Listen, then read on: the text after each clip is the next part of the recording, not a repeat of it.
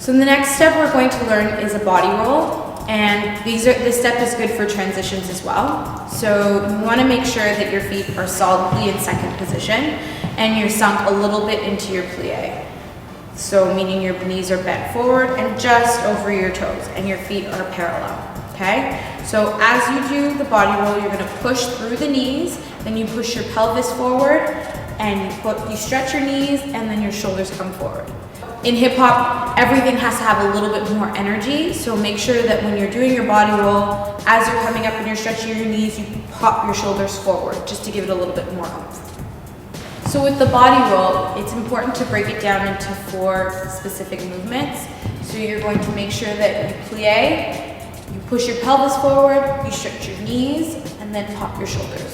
So plie, pelvis, stretch your knees, pop your shoulders. Plie, pelvis, stretch your knees, pop your shoulders. From the side, the body roll looks like this. Feet firmly in second position, plie, pelvis, stretch your knees, and pop your shoulders forward. We can show you what it looks like a little faster as well. So we go plie, pelvis, pop. So once you've mastered the basic move, you can play around with it. You can do it in a circle, start in second position, and pivot on your left foot, and just continue to move around. A pivot is when one part of your foot stays on the floor, so you can pivot the heel in, like this, or you can pivot the toe out, like this. So when you're going around in a circle, one leg is the foot that stays in the middle and that stays stable. It's your pivot leg, so you're always pivoting with it. And then the other foot is the foot that's bringing you around. So you're going to pick it up and you pivot on the left, pick it up, pivot, pick it up, pivot, pick it up, pivot.